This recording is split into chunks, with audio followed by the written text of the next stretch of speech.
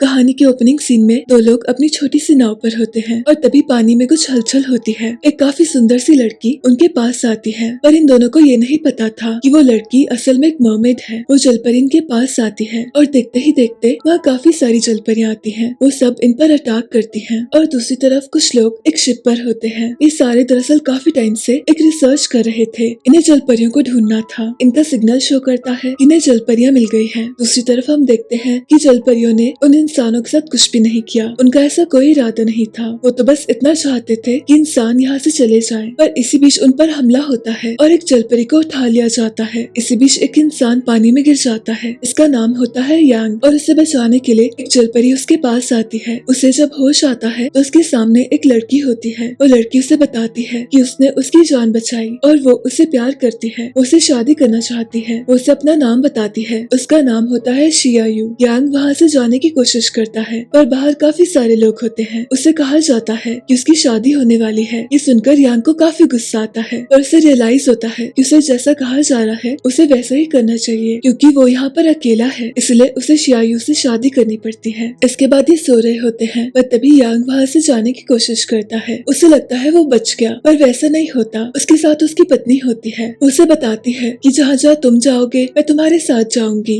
और दूसरी तरफ सेंटर में वो जलपरी होती है। उसे होश आता है, उसे रियलाइज होता है कि उसे बंदी बनाया गया है। वही यांग शियायू को लेकर अपने घर पर आता है। वो पहली बार इंसानों की दुनिया में आई थी। वो सारी चीजों को देख रही होती है। उसके लिए सब कुछ काफी नया होता है। यांग उससे कहता है कि मुझे तुम्हारा कुछ करना पड़ेगा, तुम्हें यहाँ से जाना पड़ेगा। ये सुनकर वो उससे कहती है कि ऐसा नहीं हो सकता, मैं तुम्हारी पत्नी हूँ। अगर तुमने मुझे जाने दिया तो मुझसे कौन शादी करेगा। यांग उसे कहता है कोई बात नहीं, तुम यहाँ रह सकती हो। इसके बाद वो नहाने जाती है और यहाँ हमें पता चलता है कि दरअसल वो एक जलपरी है। इन सब ने मिलकर प्लान बनाया था। जिस जलपरी को इंसानों ने कैद किया था वो दरअसल शियायू की बहन थी। इसलिए शियायू डिसाइड करती है कि वो इंसानी रूप में जाएगी और अपनी बहन को आजाद करवाएगी। तो यांग से शादी करना वो भी एक प्लान का हिस्सा था, क्योंकि उसके थ्रू वो सेंटर में जा सकती थी। और नहाने के बाद वो मछलियों से बातें करने लगती है। इसी बीच यांग उसके पास आता है। वो उसे ऐसा शो करती है जैसे वो उसे बहुत ज्यादा पसंद करती है। यांग को ये सब काफी अजीब लगता है। इसी बीच शियायू की नजर एक तस्वीर पर जाती है। उसे रियलाइज होता है कि इसकी फैमिली में कुछ तो अजीब है। यांग उससे फोटो ले लेता है। इसके बाद यांग उसे बताता है कि उसे काम पर जाना है, इसलिए उसे शांति से घर पर रहना होगा। पर शियायू कहाँ उसकी सुनने वाली थी। वो उसके पीछे जाती है पर इसी बीच वो भटक भी जाती है। वही सेंटर में यांग अपने बॉस को बताता है कि उसे एक लड़की ने बचाया था। एक आइलैंड था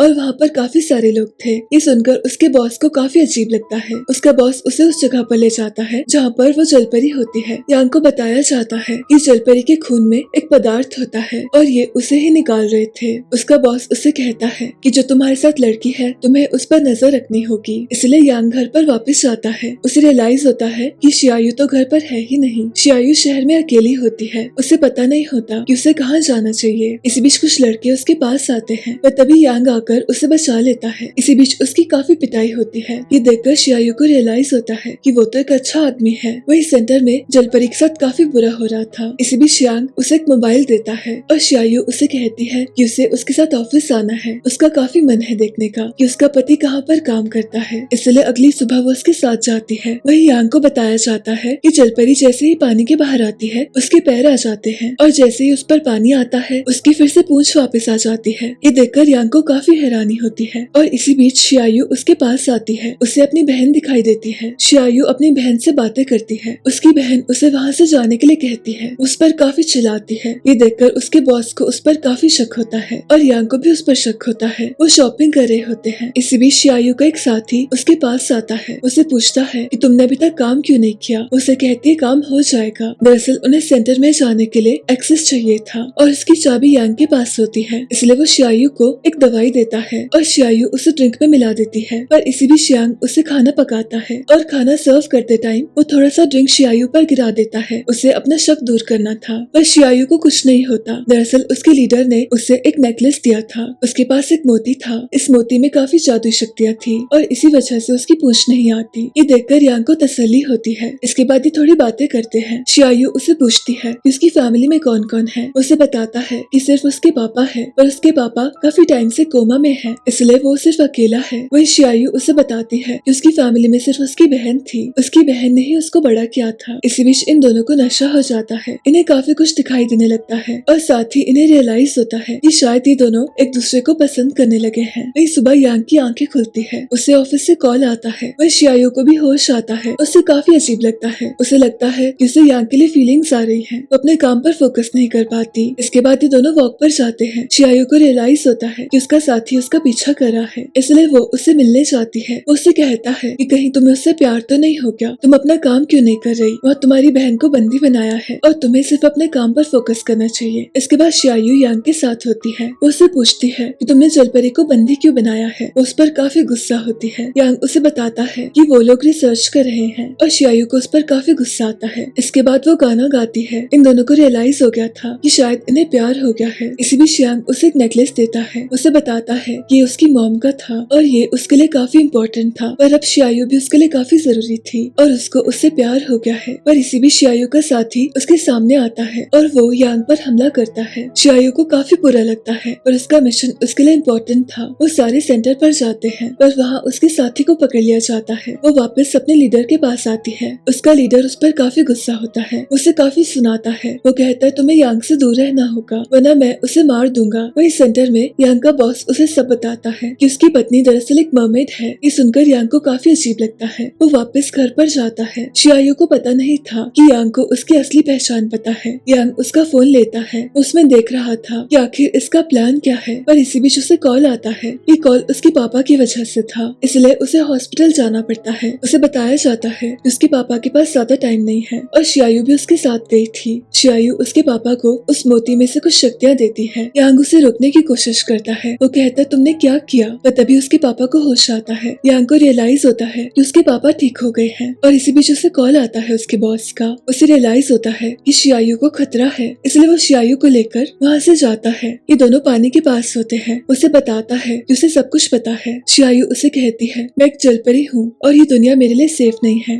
इन दोनों को एक दूसरे से काफी प्यार था पर शियायू के पास ऑप्शन नहीं था, उसे वहाँ से जाना पड़ता है। यांग उसे रोकने की कोशिश करता है। इसी बीच वहाँ यांग का बॉस आता है। उसका बॉस उसे कहता है कि तुमने उसे जाने क्यों दिया, पर यांग को इन चीजों का फर्क नहीं पड़ता। उसे शियायू की काफी याद आती है और शियायू की कंडीशन भी सेम होती है। इन दोनों के दिमाग में बस एक दूसरे का ही ख्याल था। इसी बीच यांग डिसाइड करता है कि वो शियायू के पास जाएगा और वो सीधा उस आइलैंड पर जाता है। वो सबको बताता है कि उसे अपनी गलती रियलाइज हो गई है और वो इनकी मदद करना चाहता है। वो लीडर को सेंटर की चाबी देता है। दरअसल उनका प्लान होता है शियायू की सिस्टर को आजाद करने का। सेंटर में यांग ऐसा शो करता है कि वो अपने बॉस के साइड है, पर वो तो बस उसका प्लान होता है। वो अपने बॉस को बेहोश कर देता है और फाइनली शियायू अपनी बहन को वहाँ से आजाद करती है। पर इसी बीच यांग का बॉस आता है। वो काफी शक्तिशाली हो गया था। वो इन सबको बताता है कि सेंटर और रिसर्च तो बहाना था, वो ये सारी चीजें सिर्फ अपने लिए कर रहा था, उसे वो पदार्थ अपने लिए चाहिए था। सब उसे रोकने की कोशिश करते हैं पर ऐसा कर पाना काफी मुश्किल होता है और वो शियायू को पकड़ लेता है। पर इसी बीच यांग उस पर हमला करता है। उसका बॉस उसे मार देता है। इसी बीच उसके बॉस को पकड़ लिया जाता है। शियायू यांग के पास आती है। उसे रियलाइज होता है कि शायद यांग की मौत हो सकती है। उसे समझ नहीं आता कि उसे क्या करना चाहिए, पर तभी वो उस मोती को निकालती है। उसका लीडर उसे रोकता है। उसे बताता है कि अगर तुम ऐसा करोगी तो तुम कभी इंसान नहीं बन पाओगी, तुम्हारी सारी शक्तियाँ खत्म हो जाएगी। पर शियायू नहीं रुकती। उसके प्यार के सामने कुछ भी इम्पोर्टेंट नहीं था और इसी वजह से यांग ठीक हो जाता है। पर इस जादू की वजह से उसे कुछ भी याद नहीं रहता और शियायू हमेशा के लिए चली जाती है। यांग को जब होश आता है तो वो अपने पापा के सामने होता है। इसी बीच न्यूज में बताते हैं कि उसके बॉस को पकड़ लिया गया है। उन पर काफी सारे आरोप थे कि वो समुद्र के जीवों के साथ काफी बुरा कर रहे थे और उनकी वजह से नेचर को काफी नुकसान हो रहा था। इस कहानी के आखिरी सीन में हम देखते हैं कि यांग समुद्र के किनारे पर आ गया है। उसे रियलाइज होता है कि कुछ तो अजीब है। उसकी आंखों से आंसू आते हैं पर उसे कुछ भी याद नहीं होता। तो इसी के साथ इस कहानी का अंत होता है। मेरी आपसे फिर से मुलाकात होगी एक और नई कहानी के साथ।